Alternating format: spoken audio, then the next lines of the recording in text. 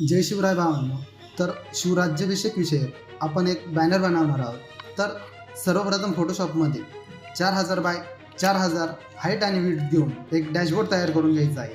त्यानंतर त्यावरती आपण प्लेन कलरचा चौकोनी शेप घेऊन त्यामध्ये कलर फिल करून घेतला आहे. त्यानंतर आपण एक इमेज घेतलेली आहे. तीच इमेज आपण येथे घेऊन त्याची ऑपेसिटी कमी केली आहे. त्यानंतर त्या इमेजच्या साईडने येथे ब्रश फिरून डार्क कलर करून घेतला आहे. त्यानंतर अजून थोडा डार्क कलर करून घेतला आहे. त्यानंतर अजून काही ठिकाणी ब्रश फिरून आपण अजून ते बॅकग्राऊंड ॲट्रॅक्टिव्ह करून घेतलं आहे. त्यानंतर आपण एक किल्ल्याची इमेज घेतली आहे. त्या इमेजला आपण ओव्हरले दिले आहे. ओव्हरले दिल्यानंतर त्याची ऑपेसिटी आपण 20% करून घेतली आहे. त्यानंतर त्यावरती अजून एक शेप देऊन आपण त्याला पण ओव्हरले दिला आहे. ओव्हरले देऊन त्याची ऑपेसिटी आपण कमी केली आहे. त्यानंतर येथे वरती आपण ब्रश फिरून डार्क करून घेतला आहे. त्यानंतर आपण महाराजांचा एक फोटो घेऊ, त्याला चारी साईडनी इरेज करून ऑपेसिटी कमी करून येते अशा प्रकारे ॲडजस्ट केला आहे. त्यानंतर अजून एक महाराजांची PNG घेऊन येथे प्लेस केली आहे. त्यानंतर इथे आपण एक PNG घेतली आहे आणि त्याचा ब्लेंड मोड कलर डॉग हा घेतला आहे आणि त्याची ऑपेसिटी आपण कमी करून घेतली आहे. त्यानंतर आपण एक महाराजांचा फोटो घेऊन त्याला व्यवस्थित क्रॉप करून घेतला आहे. क्रॉप केल्यानंतर त्याला थोडा कॅमेरा रॉ फिल्टरने कलर केला आहे. आपण या पद्धतीने कलर ॲडजस्टमेंट करून घेतली आहे. त्यानंतर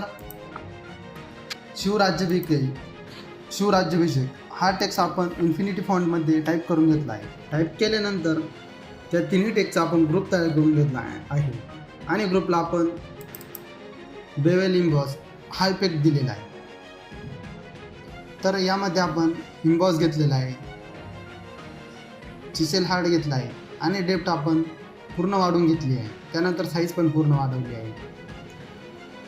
त्यानंतर आपण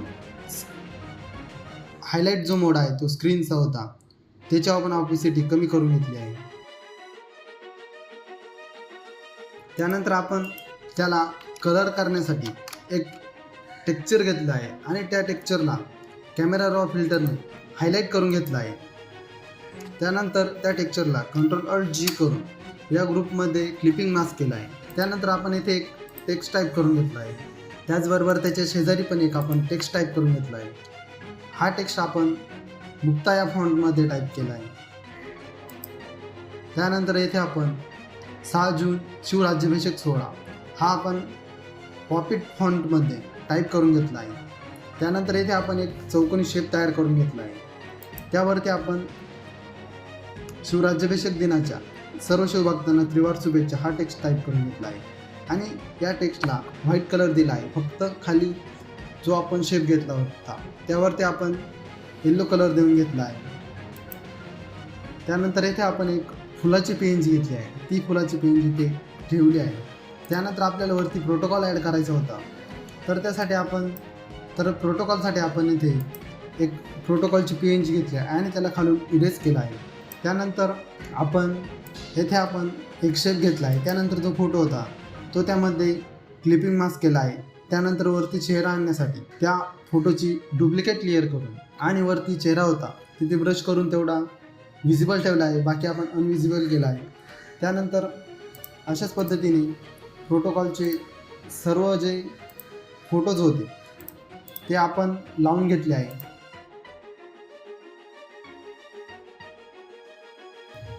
त्यानंतर इथे आपण शिवसेनेचा जो लोगो होता तो इथे लावून घेतला आहे.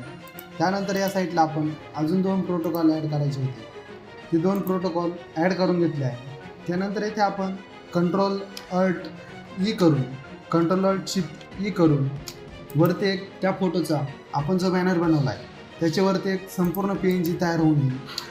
तर ते PNG तयार झाल्यानंतर आपण येथे खालच्या साईडला जी पट्टी होती तर त्यासाठी आपण सिलेक्शन लेअर घेतली आहे.